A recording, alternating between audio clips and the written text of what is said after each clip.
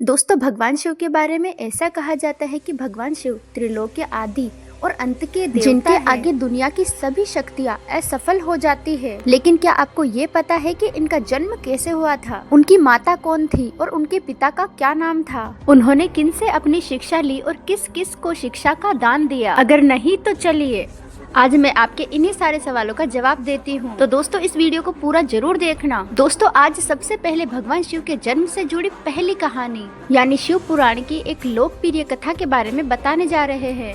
शिव पुराण के अनुसार भगवान शिव को स्वयंभू माना जाता है। इसका मतलब है कि भगवान शिव का जन्म स्वयं ही हुआ था। इससे एक बात तो सिद्ध हो जाती है कि न ही भगवान शिव की कोई माता है और न ही कोई पिता है। इसी कारण भगवान शिव पंच तत्वों से भी परे हैं, जिसके कारण इन्हें मृत्यु का भी कोई भय नहीं है और इनकी मृत्यु कभी नहीं हो सकती। पर अब बात करते हैं विष्णु पुराण में बताई गई भगवान शिव के जन्म से जुड़ी एक और कहानी।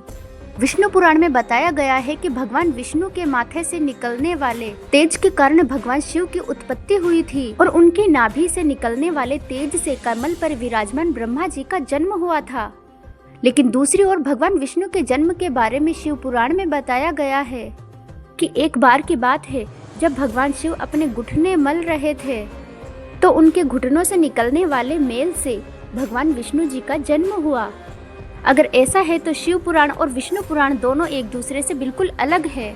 इसके अलावा भगवान शिव के जन्म की एक और पौराणिक कथा है जो काफी ज्यादा पॉपुलर है, जिसे शायद आपने बड़े बुजुर्गों से सुना होगा। और अगर आपने नहीं सुना तो आपकी जानकारी के लिए बता दें कि एक बार की बात है कि भगवान विष्णु और ब्रह्मा जी के बीच एक बात पर बहस हो गई थी कि इस संसार में सबसे महान कौन है। और ब्रह्मा जी और विष्णु जी के बीच जब ये बात चल रही थी तो एक जलते हुए खंबे के रूप में महादेव प्रकट हुए। दोस्तों, वो दोनों इस रहस्य को नहीं समझ पाए और अचानक उस खंबे में से आवाज आई कि जो भी इस खंबे का छोर ढूंढ ले वही सबसे महान है। ऐसा कहते ही ब्रह्मा जी ने एक पक्षी का रूप लिया और खंबे के ऊपर का हिस्सा ढूंढने निकल पड़े। वही भगवान विष्णु ने वराह का रूप लिया और खंबे का अंत ढूंढने नीचे निकल पड़े। बहुत देर ढूंढने पर भी दोनों को खंबे का छोर नहीं मिला। दोनों हार मानकर वापस लौट आए। इसके बाद भगवान शिव अपने असली रूप में आए। इसके बाद ब्रह्मा जी और विष्णु जी ने ये मान लिया कि महादेव जी ही सबसे महान और शक्तिशाली है। इनसे बड़ी शक्ति इस दुनिया में कोई नहीं है। इसके साथ ही शिव पुराण में बताया गया ये खंबा इस बात को दर्शाता है कि ना ही शिव जी का कभी जन्म हुआ और ना ही इनका कभी अंत होगा। और एक कारण तो यही है कि भगवान शिव को स्वयंभू कहा जाता है, यानी भगवान शिव का अंत है ही नहीं, वह अमर है।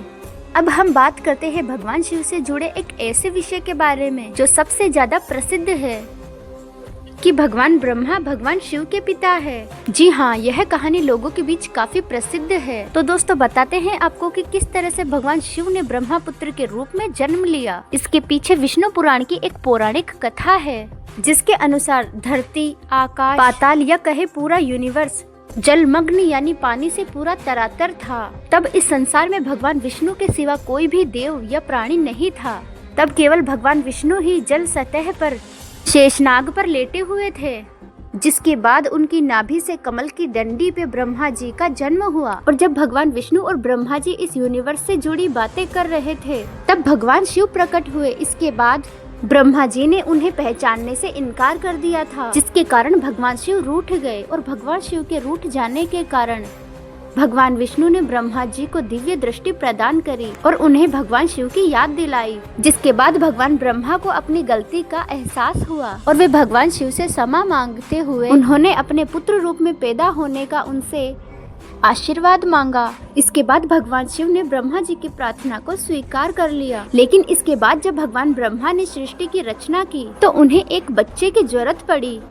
तब उन्हें भगवान शिव का आशीर्वाद ध्यान आया। जिसके बाद भगवान ब्रह्मा ने तपस्या की। जिसके बाद ब्रह्मा जी की गोद में भगवान शिव रोते हुए प्रकट हुए। आपको बता दें कि ये भगवान शिव का एकमात्र बाल रूप है। जब भगवान ब्रह्मा ने उनसे उनके रोने का कारण पूछा तो उन्होंने बताया कि उनका कोई नाम नहीं है। तब भगवान ब्रह्मा ने उन्हें रुद्र नाम दिया, जिसका अर्थ होता है रोने वाला।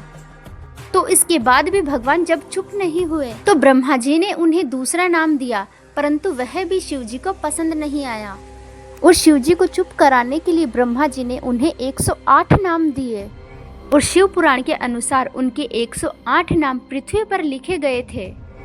इसके बाद बात आती है श्रीमद् देवी महापुराण की। तो श्रीमद् देवी महापुराण में भगवान शिव के माता और पिता के बारे में बताया गया है। श्रीमद् देवी महापुराण के अनुसार देखा जाए तो एक बार भगवान नारद जी ने अपने पिता ब्रह्मा जी से पूछा कि इस सृष्टि का निर्माण किसने किया है, साथ ही भगवान शिव, भगवान विष्णु और आपके माता पिता कौन है। तो भगवान ब्रह्मा जी ने भगवान नारद जी को त्रिदेवों के जन्म के बारे में बताया। जो बताया वो वाकई ही चौंका देने वाली बात है। दरअसल उन्होंने कहा कि देवी दुर्गा और शिव स्वरूप ब्रह्मा के योग से ब्रह्मा विष्णु महेश का जन्म यानी प्रकृति का रूप लिए माता दुर्गा ही हम तीनों की माता है और ब्रह्मा यानी काल सदाशिव ही हमारे पिता है। इसके साथ ही श्रीमद् देवी महापुराण में भगवान विष्णु और भगवान ब्रह्मा के बीच में हुए झगड़े के बारे में बताया गया है कि एक बार भगवान विष्णु और भगवान ब्रह्मा में झगड़ा हुआ और दोनों में एक बहस छिड़ी हुई थी। तब भगवान ब्रह्मा ने कहा कि इस सृष्टि को मैंने बनाया है और मैं ही प्रजापिता हूँ, जिसके जवाब में भगवान विष्णु जी ने कहा कि मैं आपका पिता हूँ, आपका जन्म मेरे नाभि से निकले हुए कमल पर हुआ था। और धीरे धीरे यह बहस बढ़ती गई। उनका यह झगड़ा देख सदाशिव वहाँ पहुँचे और कहा कि पुत्रों, मैंने ही तुमको इस संसार को बनाने और संभालने के केवल 2 ही कार्य दिए थे। इसी प्रकार मैंने शंकर और रुद्र को संहार और तिरुगति के कार्य दिए हैं।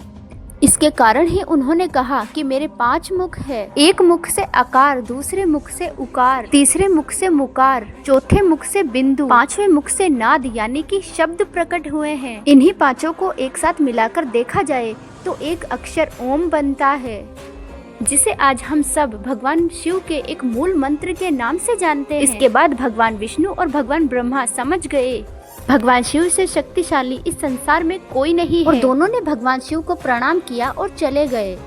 चलिए दोस्तों, आपको इतना तो पता चल ही गया है। तो क्या दोस्तों आपको ये पता है कि भगवान शिव ने किन से शिक्षा ली और कौन उनके गुरु है? और शायद ही आपको इनमें से किसी को पता होगा। पर जिसको नहीं पता उसको बता दे कि भगवान शिव स्वयं ही इस संसार के गुरु माने जाते हैं, जिन्होंने स्वयं ही गुरु और शिष्य की परंपरा की शुरुआत की थी। लेकिन अगर सवाल आता है कि भगवान शिव आखिर किसके गुरु थे, तो आपको जरूर जान लेना चाहिए कि हिंदू धर्म के ग्रंथ कहते हैं कि ब्रह्मा जी और शिव जी इस संसार के सबसे पहले गुरु है। इन दोनों ने ही गुरु और शिष्य की परंपरा की शुरुआत की थी। तो दोस्तों ये थी भगवान शिव के जन्म से जुड़ी कुछ बातें। तो दोस्तों अगर आपको मेरी वीडियो पसंद आई तो इस वीडियो को लाइक करके कमेंट में हर हर महादेव जरूर लिखें।